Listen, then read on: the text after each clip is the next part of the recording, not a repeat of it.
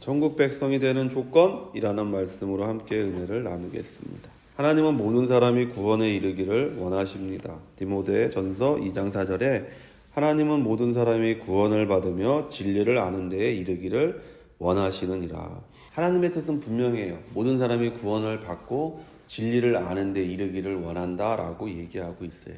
근데 사람들은 거기에 대해서 뭐라고 얘기하냐? 왜 구원을 받아야 됩니까? 라고 사실은 질문하는 거죠. 무언가 잘못된 건 알겠는데 무엇이 잘못됐는지를 모르는 것이고, 또 무엇이 잘못되었다면 내가 이것을 왜 고쳐야 되는지를 생각하는 것이고, 구원이라는 게 뭐냐면 내가 잘못된 곳에 있다라는 거잖아요. 잘못된 위치에 있다라는 것이고, 잘못된 내가 지위에 있다라는 것이고, 내가 잘못된 것을 하고 있는 곳에서 우리가 옮겨지는 것을 구원이라고 얘기하잖아요. 그래서 성경에 보면 병을 고침받는 것도 구원이라고 얘기해요. 귀신에게서 노임받는 것도 구원이라고 해요. 가난해서 부유하게 되는 것도 구원이라고 해요.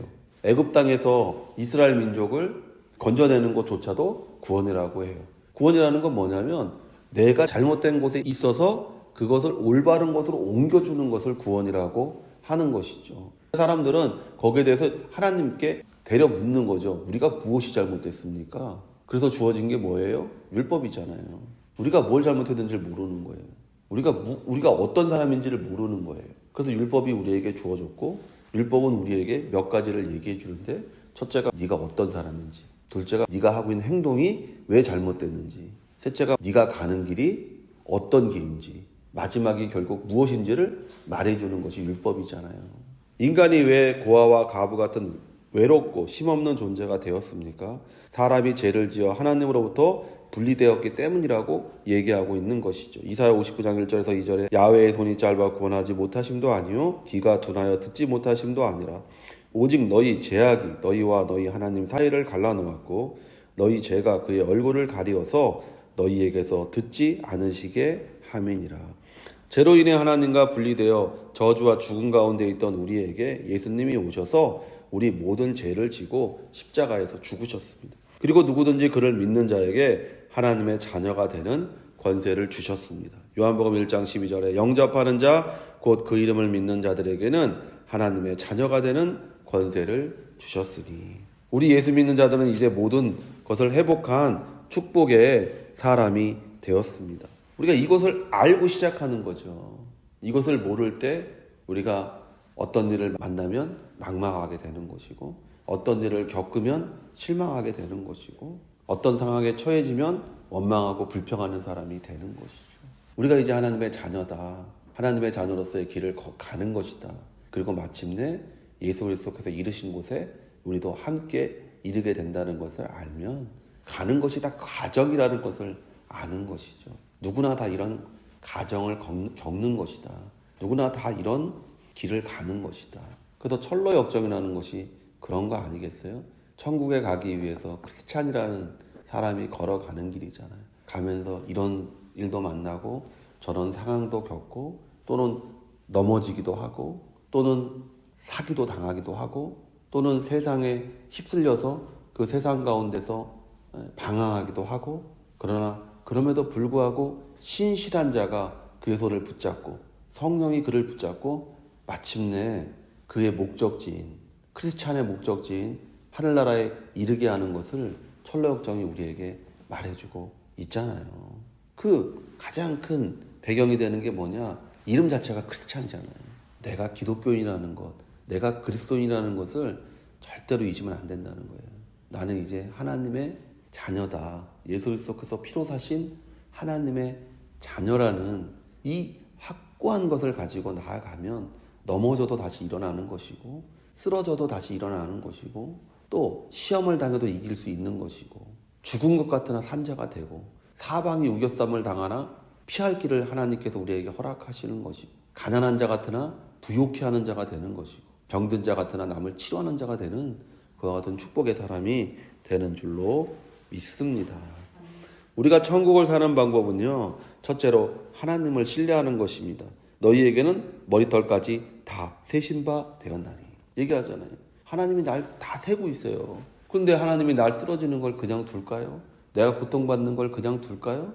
왜 쓰러지고 고통받게 두나요? 그것을 통해서 내가 성장하고 내가 더 그리스도 닮은 모습으로 변해가기 원하시니까 두는 거예요.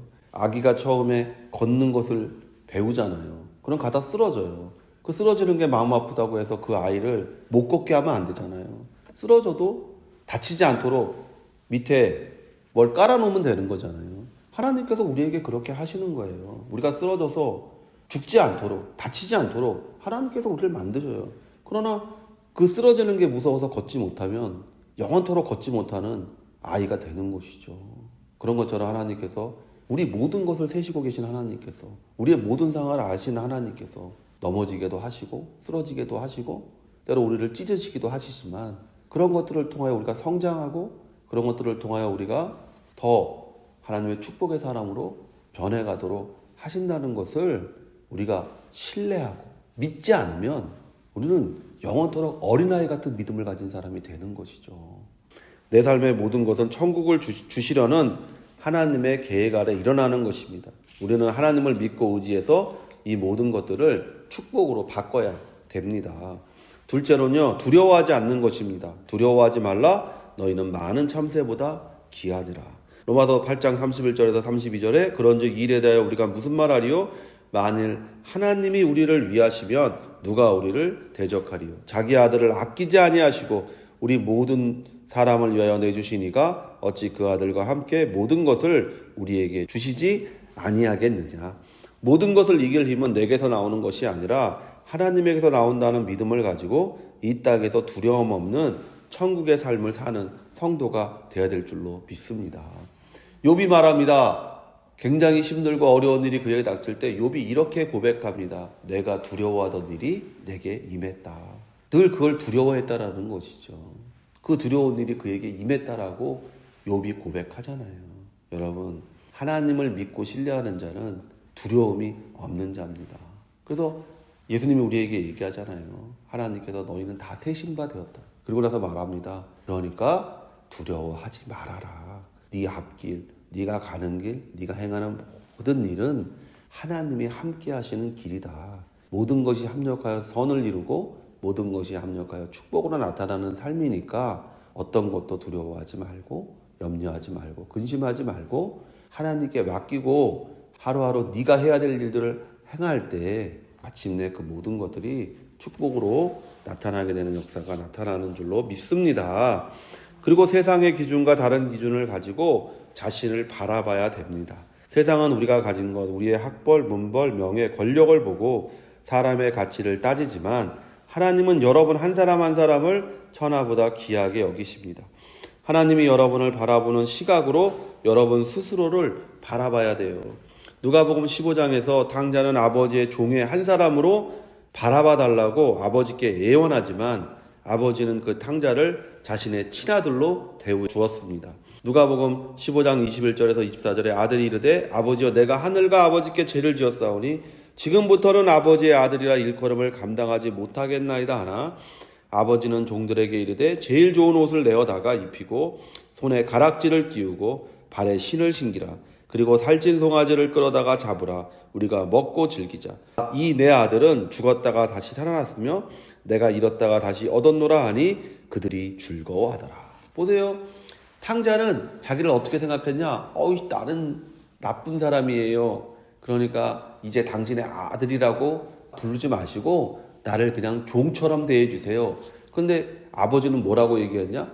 야, 죽었다가 살아난 아들이다. 내가 다시 얻었다. 하나님이 여러분을 보는 눈이 그와 같다라는 것이죠. 여러분을 잃었다가 얻은 자녀로 생각한다는 거예요. 예수 믿고 회복된 사람은 하나님 아버지의 마음으로 자신을 바라보는 사람이에요. 나는 하나님의 사랑입니다. 나는 하나님의 기쁨입니다.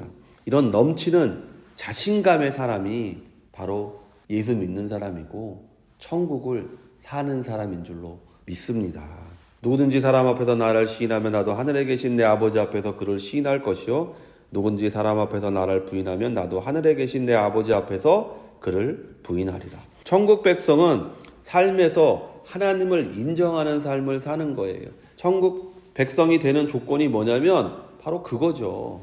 세상 사람 앞에서 하나님을 나타내며 사는 인생, 그 사람이 바로 천국 백성이 되는 것이죠.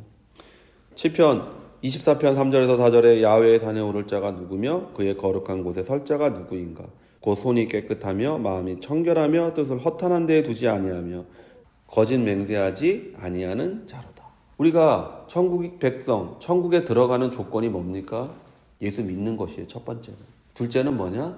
예수 믿는 사람처럼 사는 거예요. 그것이 우리가 천국에 들어가는 조건입니다. 오늘 예수님께서 얘기하잖아요. 사람 앞에서 너희가 예수님을 시인하면 나도 하나님 앞에서 너를 시인할 거다. 너희가 사람 앞에서 나를 부인하면. 그건 물론 말이죠. 예수 믿는다고 말하는 거죠. 그러나 그 속 안에 있는 내용은 뭐냐면 네가 사람 앞에서 너희가 내가 말한 것을 지키고 살면 나도 너희를 인정할 것이고 너희가 사람 앞에서 내 말을 지키지 않으면 나도 하나님 앞에서 너희를 인정하지 않을 거다라고 얘기하는 것이죠. 많은 사람들이 예수님의 재림의 때에 와서 말합니다. 주여 주여 내가 주의 이름으로 귀신을 내쫓고 주의 이름으로 병을 고치고. 근데 예수님께서 뭐라고 말씀하셨어요? 나는 너희를 알지 못한다. 병 고치고 귀신 내쫓는 게 중요한 것이 아니라는 거예요. 그 사람들에게 예수님께서 뭐라고 하냐? 불법을 행하는 자. 너는 법을 안 지킨 사람이라는 거예요. 이 세상 가운데서 내가 예수님의 말씀대로 사는 자는 천국에 들어가는 조건에 합당한 자가 되는 것이고 이 땅을 살아가면서 예수님을 나타내지 않는 자는 천국 들어가는 조건에 합당하지 않은 자가 되는 것이죠. 어느 곳에 있든지 무슨 일을 하든지 우리는 예수 안에서 하나님이 나와 함께 계시기 때문에 정직해야 되고 성실해야 하고 거짓이 없는 삶을 살아야 됩니다. 이와 같은 삶을 살 때 여러분이 천국에 들어가는 조건이 되는 것이죠. 예수 믿고 이와 같은 삶을 살아야 되는 거예요. 성경은 믿는 자에게 말하는 것이지 믿지 않는 자에게 말하는 것이 아닙니다. 믿지 않고 아무리 선하게 살아도, 믿지 않고 아무리 정직하게 살아도, 믿지 않고 아무리 성실하게 살아도 그들은 천국과는 아무 상관없는 사람이에요. 그 사람들은 세상에서 칭찬 듣는 사람에 불과한 거예요. 그러나 예수 믿는다면 사람 앞에서 예수 믿는 사람의 모습으로 살아서 하나님께 칭찬 듣는 천국에 들어가기 합당한 그와 같은 백성 되시기를 예수의 이름으로 축원을 드립니다.